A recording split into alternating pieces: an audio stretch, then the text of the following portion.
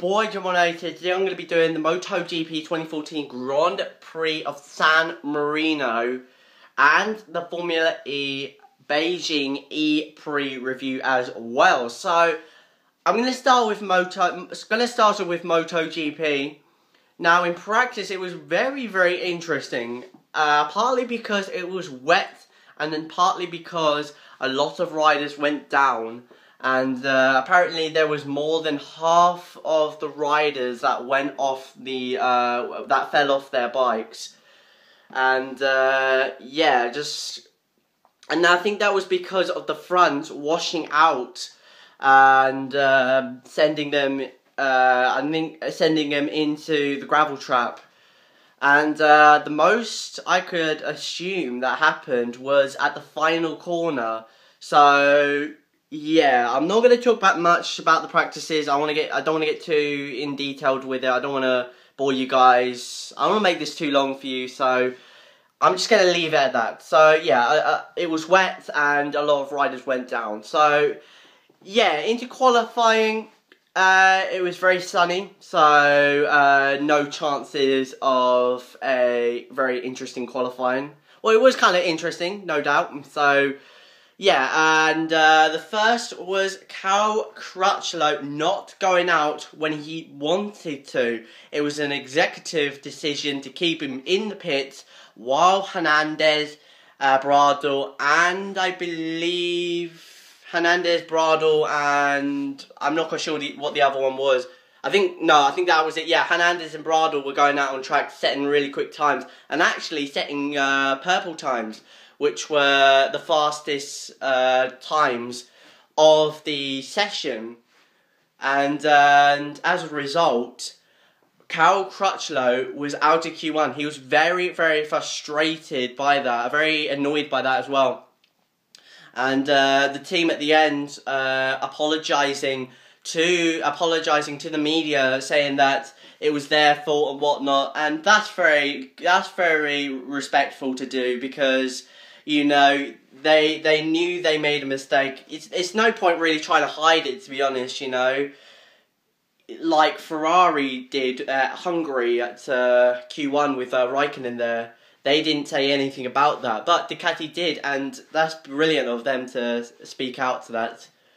So yeah, annoyed, unlucky for Cal, and yeah. So moving on into Q2, it was very interesting. Partly because Marc Marquez really wasn't setting the pace, even in the dry. He wasn't setting the pace, and a lot of people were saying that it was a Honda track, when really the Hondas was really struggling, and the Yamahas were dominating. So as a result, Jorge Lorenzo got pole position from Andrea Iannone in second place, which, by the way, fantastic job by Iannone there, getting it to the front row once again for the Ducati squad. Well, no, he's not really Ducati, but he's part Ducati, you'd say. So yeah, doing it justice with the Ducati and Pramac team as well.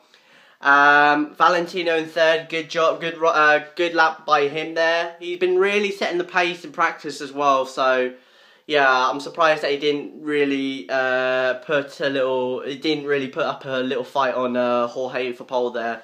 But that's business. That's racing at the end of the day. So yeah, and yeah, moving on to the Hondas. Yeah, fifth. I think it was like around 5th and 6th, somewhere like that. So yeah, the Honda's really struggling at this circuit in qualifying. And then moving on into the race, it was a good start from Jorge Lorenzo, and Marc Marquez had a demon start as well, getting himself up into the top 3, ahead of the 2 Yamahas who were leading the way. And then later on we saw Marc Marquez putting up a good fight over Valentino Rossi for second place, which then was for first, as both of them got ahead of Jorge Lorenzo, which dropped Jorge down to third. He didn't drop anymore. He managed to finish in third. No, he managed to finish in second, because because I think on, like, with 20 laps to go, Marc Marquez fell off his bike. He made a mistake. I think this was the first time we saw him have something like this in a while, to be honest. So yeah, the pressure of trying to get Valentino Rossi rising above Marc Marquez, and as a result, he wasn't fully out as he got the bike restarted, and as a result dropped to plumb last, which was 20th, but did manage to get up the field up to about 15th where he finished. So yeah, good ride for Marc Marquez in terms of getting back, trying to get back up into the sharp end. So yeah, good ride for him there. And we saw a little bit of a fight going on with Pedrosa. By the way, Pedrosa got a slow start. He dropped down to 6th place, but then he dropped down to about 7th, I believe, and then moved himself up into 3rd place. But then had a little bit of a battle going on had a little bit of a fight behind him with the likes of Dovizioso, putting a little bit of pressure on him, but in the end wasn't good enough but in the end, Dovizioso didn't have enough to beat Pedrosa. So at the end of the day, Pedrosa got 3rd place. And in the end, it was a very, very popular victory for Valentino Rossi, as he took another victory, and as well as that, he beats the 5,000 points thing, which is absolutely amazing. I mean, this guy is unbelievable. I mean, he is. I can't. I'm speechless, to be honest, about this guy, because the records that he's done, is truly amazing, truly unbelievable. This guy has got an amazing career under him, and huge respect to that guy, huge respect. So yeah, that's the MotoGP done. Now, let's move on to Formula E. So, I'm going to talk a little brief about qualifying. I didn't get to see much about qualifying for the Formula E guys. Apparently, Bruno Senna had a little bit of a gearbox problem. He had to start right at the back, so unlucky. No, it was actually... Yeah, it was Bruno Senna. Yeah, it was.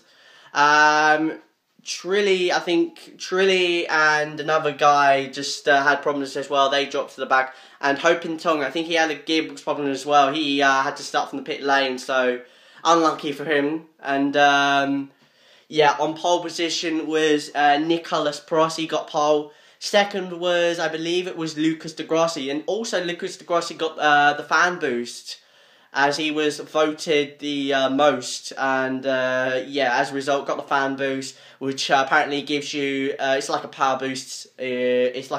So it gives you like 70 brake horsepower for one shot. So yeah, he got that, and what a perfect way to do that. So what a perfect scenario he could have dreamed for. 2nd place and fan boost, unbelievable for him there. So yeah, at the start of the race, there was a little bit of argy-bargy going on through the first couple of corners.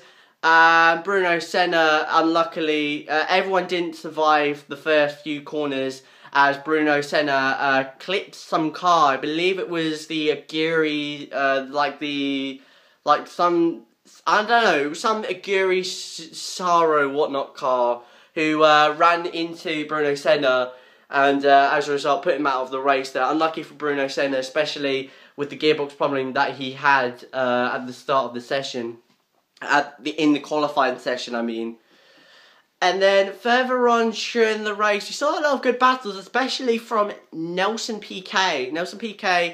And I believe it was, I'm not quite sure, but I think it was Takuma Sato, I'm not quite sure, correct me if I'm wrong. But they had good battles against each other throughout the race there. And then into the pit stops, and not much. I mean, the only big change was Heidfeld getting up into 2nd place. Beautiful. Beautiful pit stop by the Venturi team there.